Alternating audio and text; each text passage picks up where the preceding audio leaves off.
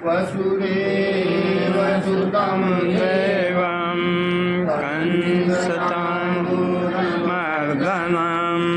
देवकी परमानन्दं कृष्णं वन्दे जगद्गुरुं श्रीकृष्णं वन्दे जगद्गुरुम्। 2 मिनट की भगवान की स्तुति है। एकदम भगवान का गीता ना, गीता सिर्फ शरणागति है।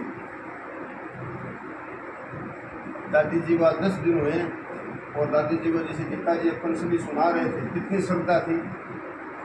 गीता का एक नियम है, विद्वता से पढ़ाई लिखाई, बहुत बड़ा वो विद्वान, संस्कृत का विद्वान कुछ नहीं है। गीता तो सिर्फ शरणागति है। जैसे छोटा सा बच्चा होता है ना, छोटा सा बच्चा, जितना छोटा बच्चा होता है, जितना असमझ बच्चा होता है, उसकी मैया उससे उतना ही प्रेम करती है। और बच्चा कुछ भी नहीं समझता है।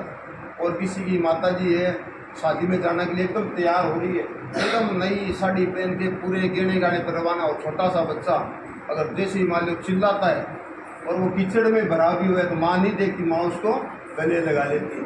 और बच्चा जब समझदार हो जाता है, 5 साल का, 6 साल का, और उसकी मैया को ये मालूम पड़ता है बच्चा समझदार हो गया, हाथ धोना, कपड़े अच्छे कपड़े सब जानता है, बदमाशी में थप्पड़ मारती है ना। तो गीता है ना, गीता एकदम अबोध बालक जैसा है।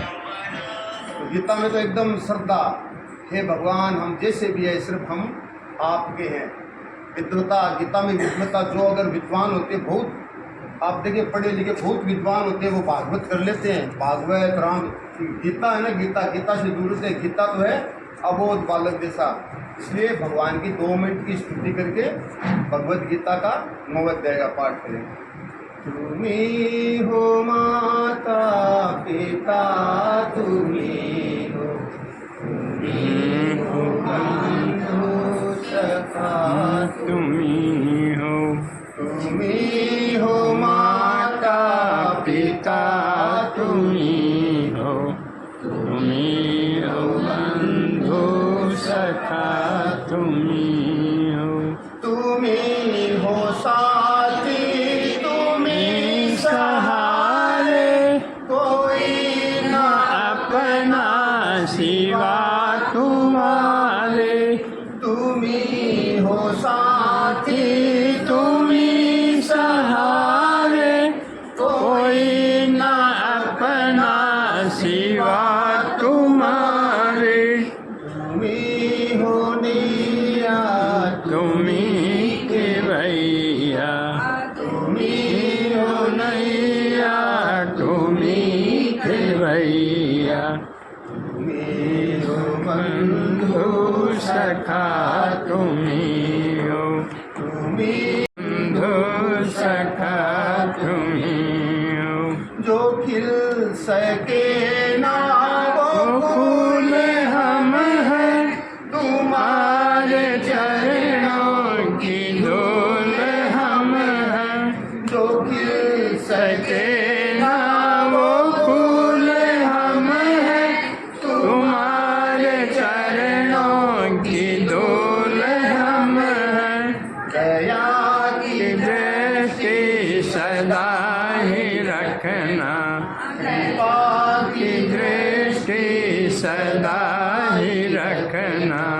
तुम्ही हो बंधु सखा, तुम्ही हो तुम्ही हो माता पिता, तुम्ही हो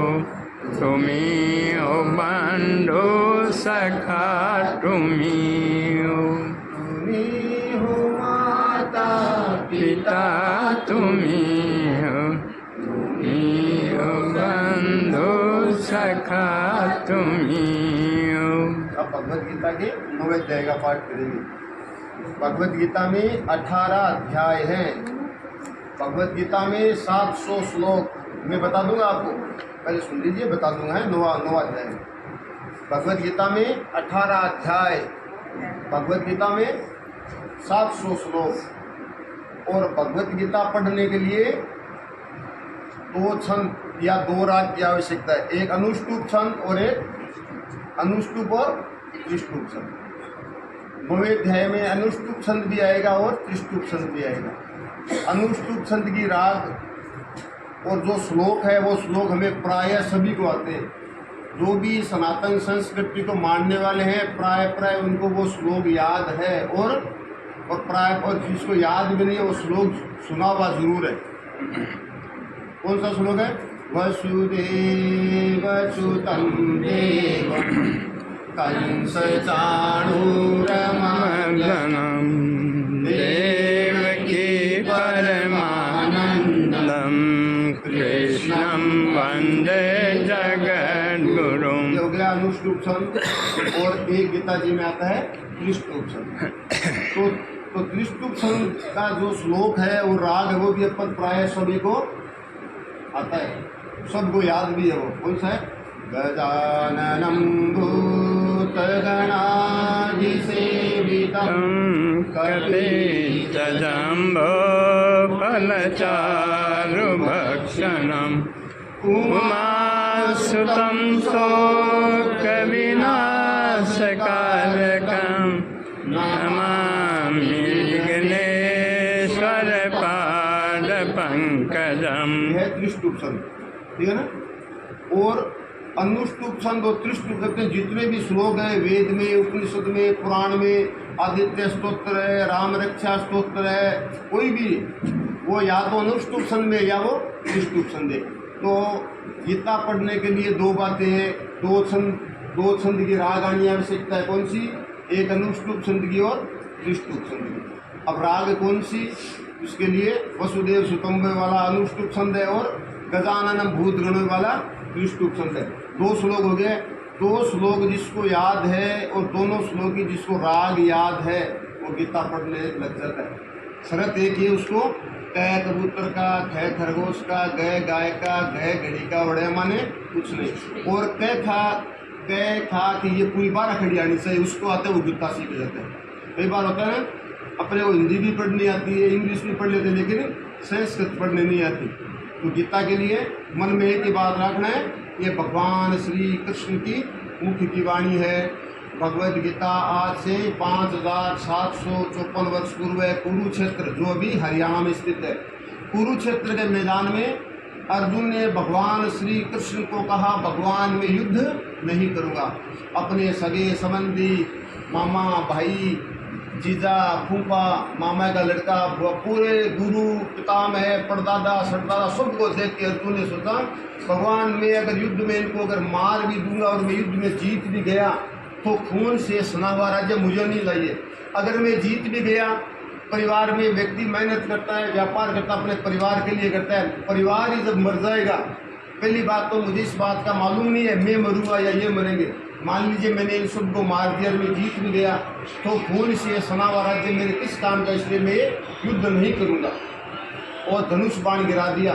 उस समय 5454 वर्ष पूर्व कुरुक्षेत्र के मैदान में भगवान श्री कृष्ण ने अर्जुन को जो उपदेश दिया वो पूरे ब्रह्मांड में श्रीमद् भगवद गीता के नाम से प्रसिद्ध हुआ।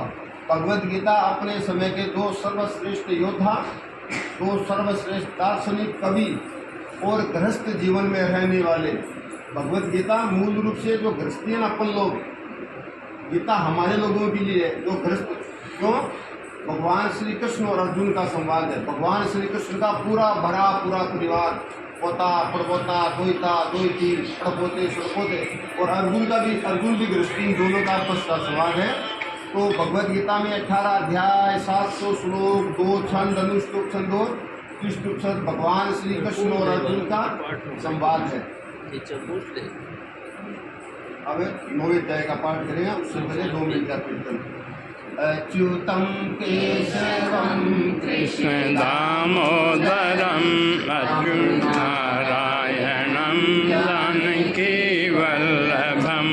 अच्युतं केशवं कृष्ण दामोदरम् नारायणं जानकी वल्लभम्। नारायणं जानकी वल्लभम्। कौन कहते हैं भगवान आते नहीं, कौन कहते हैं भगवान आते नहीं, हम मीरा जैसे भुलाते नहीं, हम मीरा के जैसे भुलाते नहीं। अच्युतम केशवम कृष्ण दामोदरम, अच्युतम केशवम कृष्ण दामोदरम, राम नारायणं जानकी वल्लभम, राम नारायणं जानकी वल्लभम।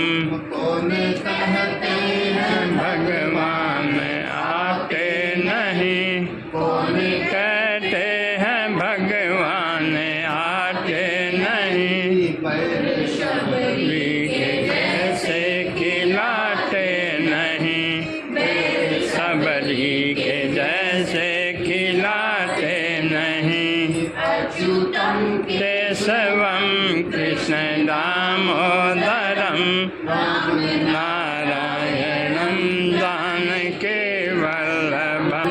कहते हैं भगवान आते नहीं, कौन कहते हैं भगवान आते नहीं, माँ यशोदा के जैसे सुनाते नहीं, माँ यशोदा के जैसे सुनाते नहीं। अच्युतम तम केशवम कृष्ण दामोदरम, अच्युतम केशवम कृष्ण दामोदरम, नारायणं जानकी वल्लभम, राम नारायणं जानकी वल्लभम।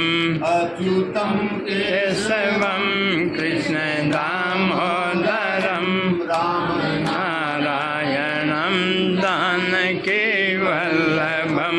कौन कहते हैं भगवान आते नहीं, कौन कहते हैं भगवान नाचते नहीं, गोपियों की तरह हम नचाते नहीं, गोपियों की तरह हम नचाते नहीं।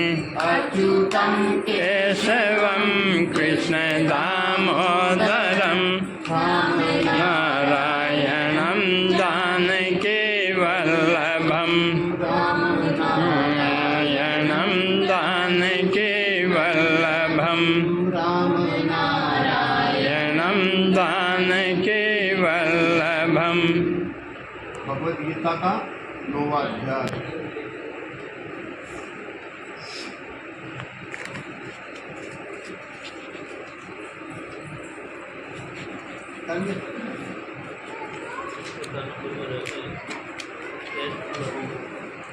संज्ञा बता दीजिए, अपना तेज बोल के पृष्ठ संज्ञा बता दीजिए।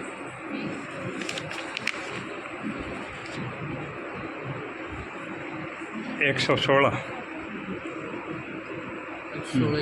हाँ, बड़ी वाली किताब में पृष्ठ संख्या 116।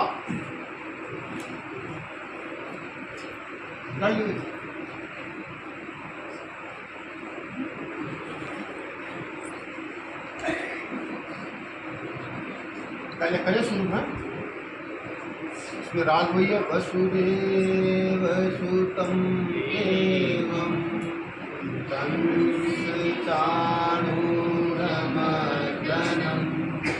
देवकी परमानन्दम् कृष्णं वन्दे जगद्गुरुम्। ओम श्री परमात्मने नमः। अथ नवमोऽध्याय। ये 9वां अध्याय हम दादी जी के नाम कर रहे हैं, उनके निमित्त का आज का पाठ है। ओम श्री परमात्मने नमः। अथ नवमोऽध्याय। श्री भगवान् इदं तु ते गुह्यतमं प्रवक्ष्यामः सूयवे ज्ञानं विज्ञानसहितं यज्ञात्वा मोक्ष्यसि शुभम्। प्राग्विद्याराजगूह्यं पवित्रं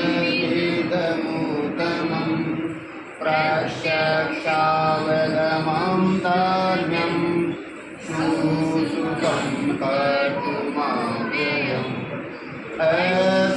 अश्रद्धानः पुरुषात् धर्मशास्त्र परं तप अप्राप्य मां निवर्तन्ते मृत्यु संसारब्रह्मणि मया ततमिदं सर्वं जगद्वद्मूर्तिना मस्तानि सर्वभूतानि न चाहं तेष्वस्थितः न च मस्तानि भूतानि पश्यन्ति योगमेश्वरम् भूतभृङ्गभूतस्थो ममात्मा भूतभावनः यथाकाशस्थितो नित्यं वायुः सर्वत्र महान् तथा सर्वाणि भूतानि मस्तानि नोपकारये सर्वभूतानि कौन्तेय प्रकृतिं यान्ति मामिकां कल्पतय गुणस्थानो कल्पातो विसृजाम्यहम् प्रकृतिं स्वामवष्टभ्य विसृजामि पुनः पुनः भूतग्राममिमं कृष्ण नैव सम्प्रकृतिवशा न च मां तानि कर्माणि निबध्नन्ति धनञ्जय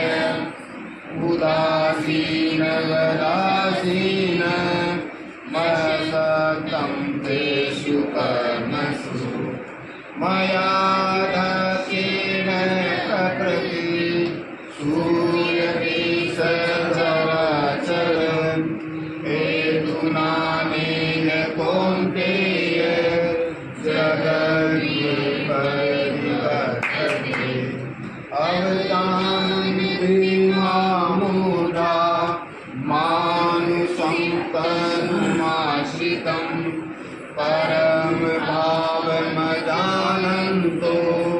मम भूतमहेश्वरम्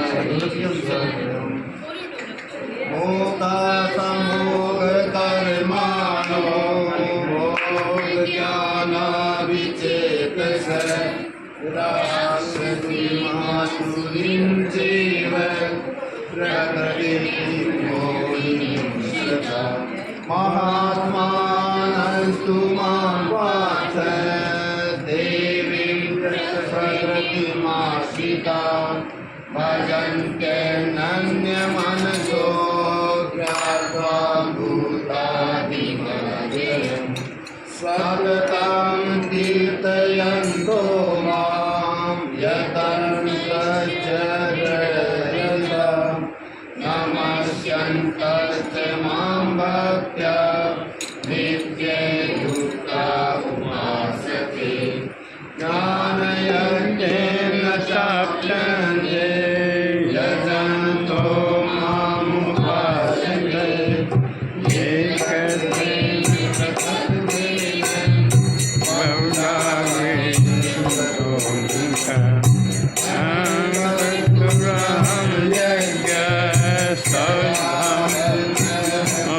बहुधा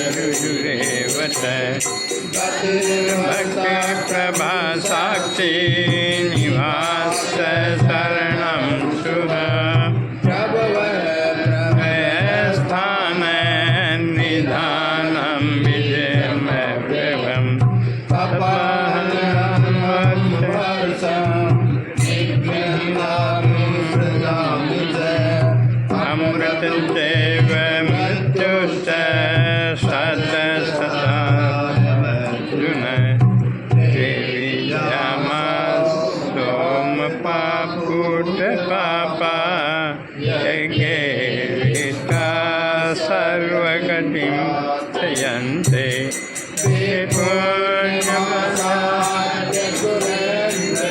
लोकमशान्ति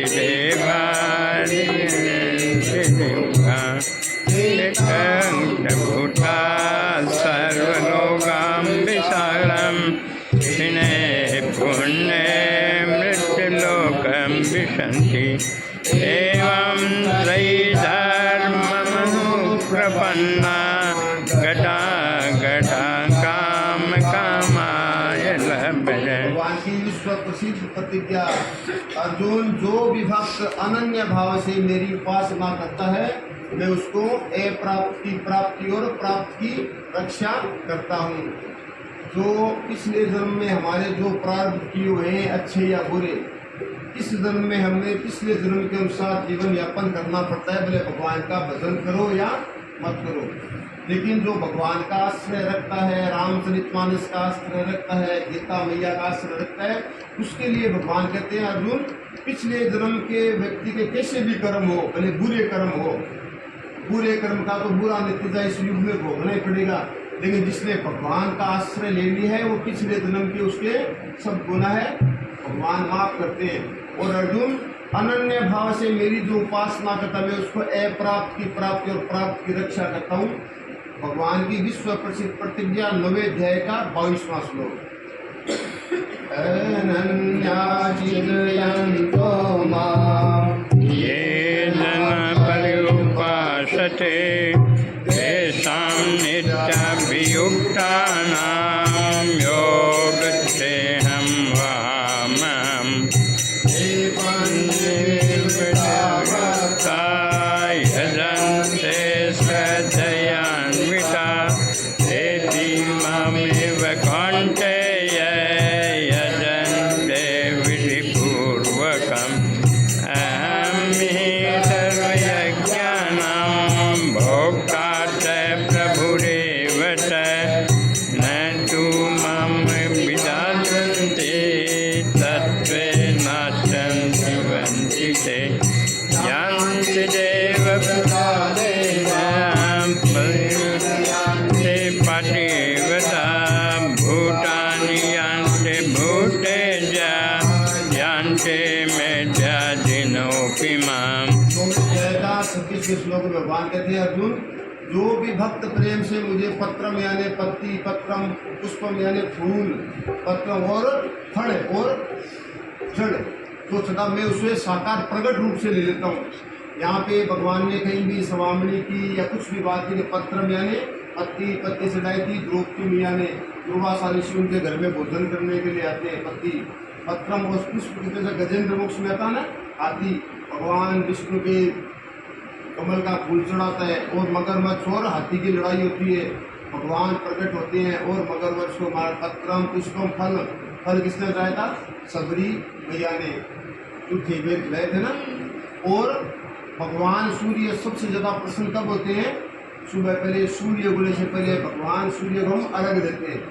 तो गीता जी में जो बातें ना आज भी वही सत्य है। पत्रम पुष्पम 26वां श्लोक।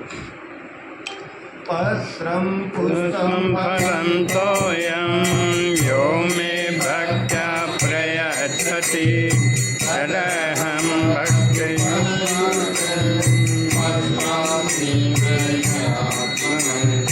यत्करोषि यदशान्ति यज्जुहोषि तदासि यत्पश्यसि कौन्तेय तत्कुरु मदर्पणम्। शुभफलेरेव मोक्षसे कर्मबन्धन योगयुक्ता मां विमुक्तो मां विमेष्यति। समोऽहं सर्वभूतेषु न मे ये वदन्ति त्वमभक्ता मयि ते तत्साध्यमम्। अपि तेषु दुराचारो भजते मां साधुरेव स मन्तव्य सम्यग् क्षिप्रं भवति धर्मात्मा निगच्छति कान्ते प्रस्थानैः मैंने भक्त प्रणश्यति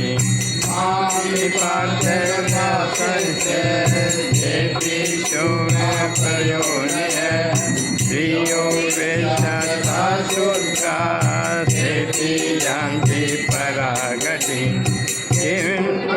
भगवान कहते हैं स्त्रियों के बसता ये होता है, वैश्यों के बसता ये, शूद्र बसता है, हाथी कुमार नायक शूद्र, लेकिन ब्राह्मण होकर अगर मेरे को बसता है उसका भगवान ने कोई पुण्य नहीं बताया। और अर्जुन एक तो ब्राह्मण और एक राजपूत क्षत्रिय, ये दो भगत ना, ब्राह्मण और राजपूत अगर मेरी कोई उपासना करता है, मेरे गीता जी का 5 श्लोक 1 श्लोक का भी आश्रय लेता है, तो अर्जुन भगवान ना भगवान उसके पुण्य उसका महत्व वर्णन नहीं कर सके। किम पुनर्ब्राह्मणा पुण्या भक्ता राजरजस्तथा अनित्यं सुखं लोकमीमं प्राप्य भजस्व मां मन्मना भव मोक्षो मज्जाजीमा नमस्करु मामेव शशियुक्तेव माग्मानं मत्परायणः।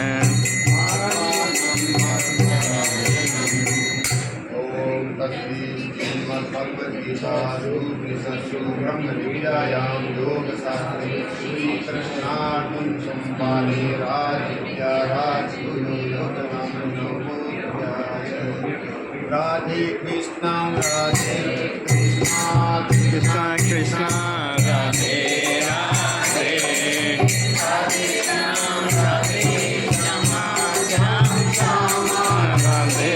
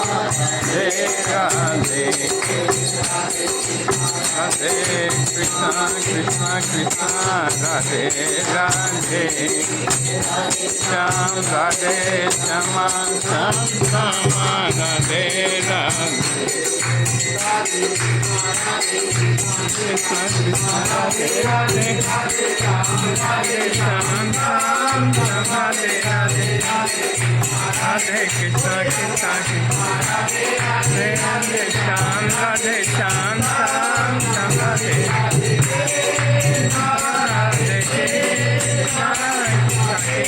कृष्णा राधे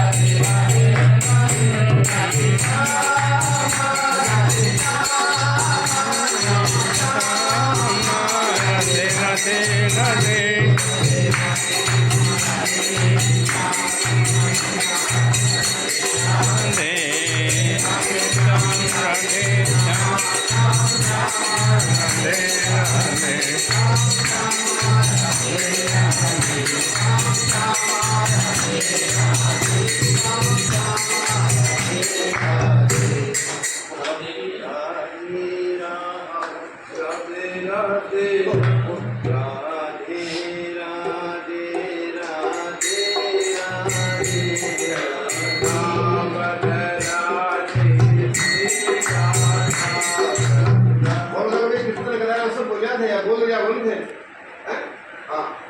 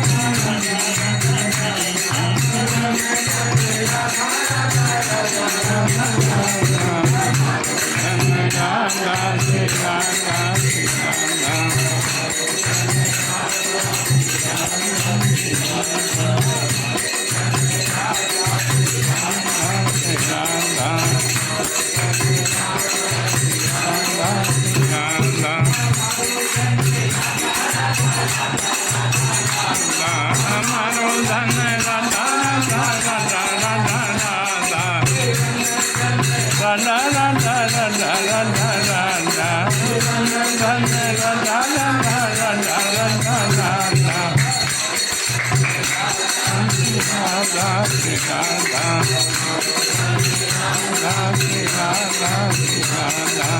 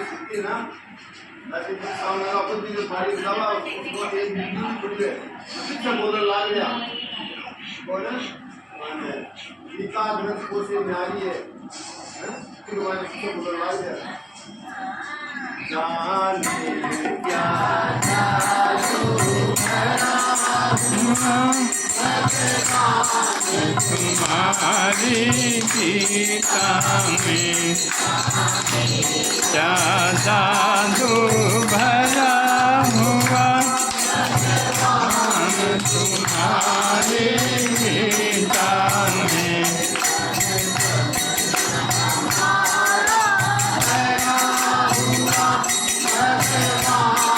तुम्हारी गीता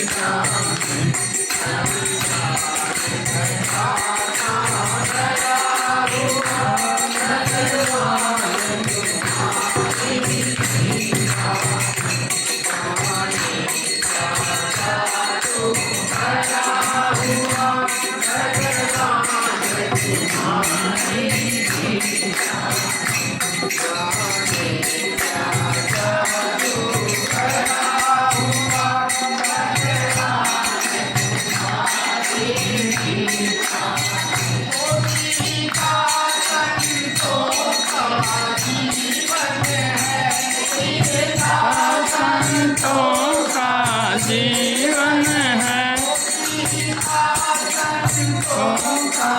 जीवन है संतों का जीवन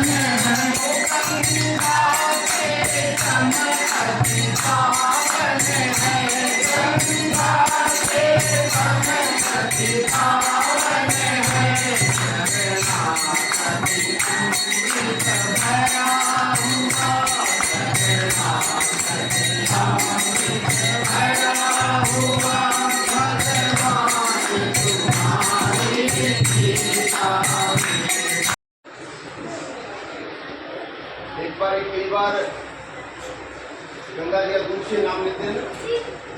अपने शास्त्र में आया जब भी अपन स्नान करें, इस जड़ है ना, जिस जड़ को हर हर गंगे, वो जो जड़ है, बाल्टी में जल है या नल में जल आ रहा है, वो गंगा के समान ही पवित्र हो जाता है। गंगा और गीता मैया श्रद्धा का विषय।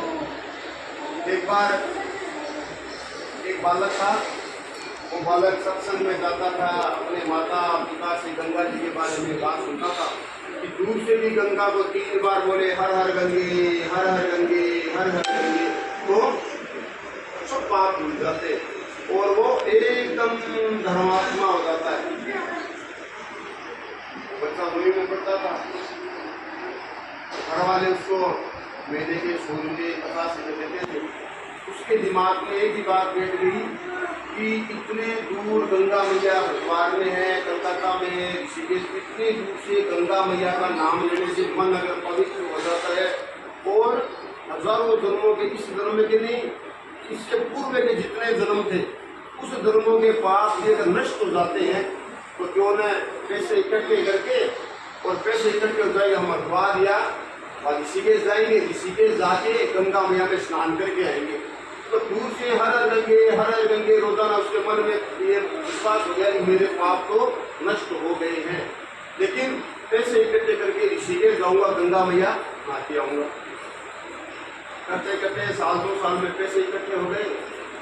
टिकट के बारे में पूछा, कितने रुपए टिकट के लगते हैं, वहाँ पे अगर 1 दिन 2 दिन रहे तो कितना पैसा लगता है। घर वालों से कहा मैं गंगा मैया, बोलो भैया, बोला नहीं माता जी आपका सुना हुआ है गंगा मैया 3 बार हर हर गंगे से मन पवित्र हो जाता है, सब नष्ट हो जाता है, लेकिन मैं तो गंगा मैया में स्नान करके आऊंगा। और चला गया गीता भवन में जाके और मन में कल्पना थी गंगा मैया की, और जैसे ही गंगा मैया को कल करते हुए बैठे देखा और पूरा मन प्रसन्न हो गया और गया गंगा मैया में 1 डुबकी 2 डुबकी 3 डुबकी, दिन में 3 बार 4 बार 5 बार नहाता है और फिर आता है। एक बार नहाने के बाद में किसी ने कहा भैया गंगा मैया में स्नान के अंगोटे से शरीर को पोंछ लो। उसने कहा गंगा मैया का पवित्र जल है, गंगा जल पता है, गंगा मैया गया ऐसे ही धूप में घूमूंगा मैं तो सिर्फ गंगा मैया का स्नान करने के लिए आया हूँ। तो गंगा मैया से गंगा जल गिर रहा है, गिरते गिरते मैं तो जाऊंगा और ऐसे करते करते फिर जब गंगा जल सूख जाएगा फिर गंगा मैया में डुबकी लगाऊंगा। ऐसी द्वारा तो देखा बहुत भीड़ हो रही थी, बहुत भीड़ हो रही थी। वो भीड़ में करते करते धक्का-मुक्की अंदर गया, किसी की क्या बात है, बोले भैया पूरी तो बात का मालूम नहीं है, लेकिन एक बूढ़ा व्यक्ति है वो खड्डे गिर गए और उसकी पत्नी है जवान, तो वो बहुत विलाप कर रही है, अरे मेरे को पति को निकाल दो, अरे मेरे को पति को निकाल दो। तो क्या बात है, निकाल दो। अरे भैया मालूम नहीं उसकी कोई शर्त है। वो भी चला गया। तो गाय इतने में उसमें क्या हुआ, इतने उम्र में सोचा ये भीड़ तो बहुत है, और एक बार फिर गंगा मैया में स्नान कर गया था, फिर गया गंगा मैया में डूब गया, पूरा गंगा जल गिर रहा था शरीर से। उधर में क्या है, कोई व्यक्ति जैसे क्या बात हुई, तो एक सुंदर स्त्री वहां पे खड़ी थी, विलाप कर रही है, अरे भैया मेरा पति इस गड्ढे में गिर गया, कोई सहायता करो, मेरे पति को निकाल दो। तो ऐसे करते भीड़ आ रही है, जा रही है, कई बार सोचते कोई नहीं है, सिर्फ मेरे को बोल रही है, सामने स्त्री है बुढ़ा, कोई तो बोलते अरे इतनी सुंदर स्त्री है, इस बुढ़े के पीछे क्यों, चलो मेरे साथ चलो। कोई कुछ भक्ति कस रहा है, कोई कुछ बोल रहा है, कोई सोचता अपने को क्या मतलब, ऐसे मरते रहते। और कई उसमें ऐसे भी युवक थे, बोले ठीक है निकाल देते हैं, लेकिन मेरी शर्त है भैया, क्या जिसने कभी भी आज से पूर्व में किसी ने बिल्कुल भी पाप नहीं किया है वही उसको निकाल सकता है, वरना कल के भस्म हो जाएगा। तो कोई हाथ नहीं लगा रहा। जैसे तो वो युवक था, वो फालतू क्या बात है, क्या बात है, अरे भैया मेरे को बता क्या बात है। अरे बेटा बात कुछ नहीं है, ये मेरा पति बूढ़ा पति है, बीमार है, ये गड्ढे में पड़ गया है और इसको कोई अभी निकाल देता हूँ भैया। बोला बेटा मेरी शरत सुनो, मेरी क्या है, इसको वही निकाल सकता जिसने आज तक कोई पाप नहीं किया है, जो निष्पापी हो। बोले भैया मेरे को इस बात का तो मालूम नहीं, मेरे पिछले जन्म में इसने मैंने पाप किए या पाप नहीं किए, लेकिन मैं छोटा सा बचपन में मेरी मैया बोलती थी जो भी गंगा मैया का 3 बार नाम लेता हर हर गंगे उसके पाप समूह नष्ट हो जाते हैं। मैया मैं तो बहुत बार नहाता हूँ, तो 3 बार नाम लेता हूँ, और अभी तो मैं गंगा जी में डुबकी लगा के पवित्र स्नान करके मैं पाप मैंने किए होंगे, लेकिन आज ये दिन में पापी नहीं हूँ, तो मेरे पुराने सब पाप नष्ट हो गए। ये घटना जिसकी हुई कि शिव जी पार्वती जी कैलाश पर्वत पे बैठे हुए चर्चा कर रहे थे। तो पार्वती मैया ने कहा, हे भगवान ऐसे कीजिए, कितने व्यक्ति गंगा में नहाते आने, उसके बावजूद उनके पाप नष्ट क्यों नहीं होते हैं? बोले पार्वती कारण है, गंगा का मतलब है गंगा में जो स्नान करता है उसके ये विश्वास हो जाना चाहिए कि मेरे सब पाप नष्ट हो गए और आज के बाद में मैं कभी पाप करूंगा नहीं। तो आज तक के तो मेरे सब पाप नष्ट हो गए, लेकिन आज के बाद में मैं पाप करूंगा नहीं। तो गंगा मैया पार्वती श्रद्धा का विषय, ये जो गंगा में स्नान करते हैं ना, ये उनके मन में न तो ये विश्वास हो रहा है कि गंगा मैया में स्नान करने के बाद में सब पाप नष्ट हो जाते हैं और आगे कुछ पाप करने नहीं है। लोग तो जैसे देखा देखी जाते हैं, गंगा में स्नान किया, तब बाद में पार्वती कहती नहीं महाराज मैं इसे मानती नहीं हूँ। तब शिव जी ने कहा ठीक है पार्वती हम परीक्षा ले लेते हैं। तो शिव जी तो बन गए उसका पति और पार्वती तो बन गई सुंदर स्त्री। और फिर ये परीक्षा ली, तो परीक्षा में सब